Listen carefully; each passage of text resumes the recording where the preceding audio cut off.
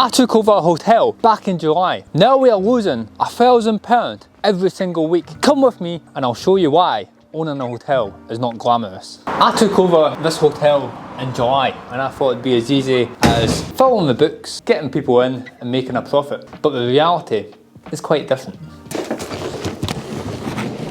I got an emergency call last night from a very angry guest at midnight with the heating not working, the house is freezing, and it appears the boiler is on the blink.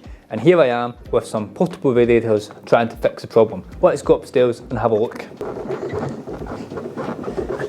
So to put this in perspective guys, this has cost over £100 to go and buy this portable radiator and my day-to-day to fix it. And it's probably cost us a bad review because the guest last night was really cold. There's nothing worse than being cold. That's not going to get you 10 out of 10. So then we don't get a returning customer. Then we get a bad review and we go down on booking.com. And the bigger problem is this radiator over here.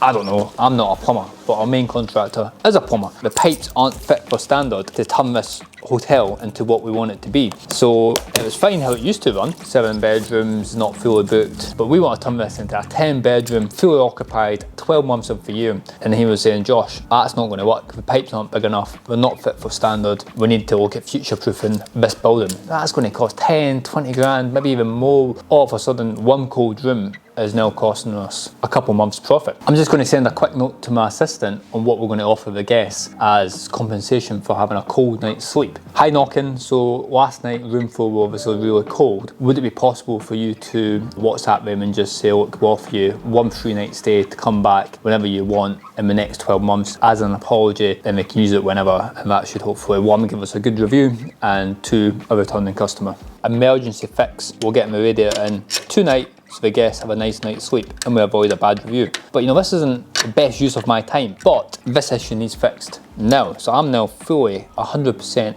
in the operation and not growing the business, which is not good use of my time. We don't want another bad review tonight, and I was the person most available to help today. But the biggest problem we've now created is the guest is now in control of the heating. So they'll have this blasting at 30 degrees and it'll be too hot. They'll just open the window. So now our costs are going to go through the roof to fix this problem. But that is better than a 1-star review for it being too cold. Contractors coming on Tuesday to test the whole building and get a longer term fix for this heating issue we are facing. Back to the video in just a minute guys. If you like this video and you like this content, I've got a free weekly newsletter that you can subscribe to get into my brain every Monday morning. And if you want access to my proven playbook of marketing strategies, growth strategies and financial clarity, hit me up in the comments and I'll be happy to help you. Just as a side note guys, and I want to challenge you first, you know, rooms have to be spotlessly clean. Now we've got a cleaning company here and they're getting used to it, they're getting better. We've got about 10 staff and we normally have the same staff. Today we've got a slightly different number of staff that's not always here, and look at some of the challenges that we have to pick up on. This is right in here, thick dust, like we can't have that. That will get us a 1-star review. So I've went and spoke to her, she's going to do that. She's done a great job, she's made all these towels nice and fancy and turned them into love hearts today, which is a really nice touch. But the cleanliness, we have to be on that all the time and making sure the cleaning company aren't missing anything. But the more we do it, the more we get used to how it needs to be, the better they're going to get. As I'm walking through the building, I'm finding all these little things, and it's the little things that add up. If you look up here, this beautiful chandelier has got mix match light bulbs, it's got 3 different types of light bulbs in it. I can see about 5 here in my out. Small things like that add up and the place will just decline. So you need to be on it all the time. I've just phoned my contractor, he's going to fix that tomorrow morning, sorted.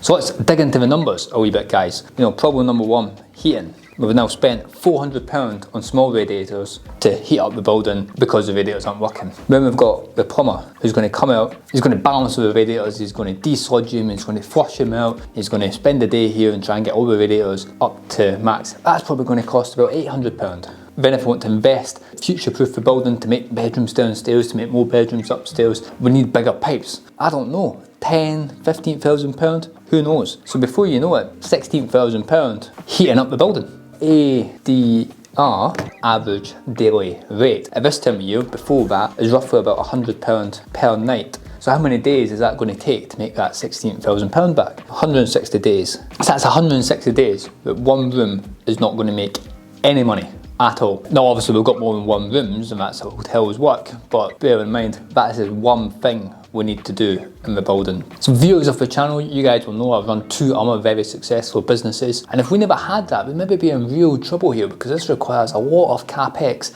a lot of money to go into it to get profitable. Now we've got a route, we've got a strategy that's going to make this business 10x the profitability of it, but we need to funnel cash in to make that happen. And that's why a lot of hotels pop up and then just pop back down. People get up, they get the rooms looking nice, realise actually to keep them looking nice takes a lot of investment. But once you get going, and you have to be really careful where you spend your money. So for example, I had to come and bleed the radiators today, and I bought this bad boy, and Timpson said, yeah, it'll be £5. £5 for a radiator valve key. And I was like, that's ridiculous. Went to Screwfix, 96 pence. And it's all those small things that add up. So you need to be frugal with expenses so you can be generous on investments. And it's in investments that will make you more money and drive the profitability of your business. So guys, thanks for watching. If you liked this video, please give me a thumbs up. If you've got any questions, put them in the comments below, and don't forget to tap subscribe.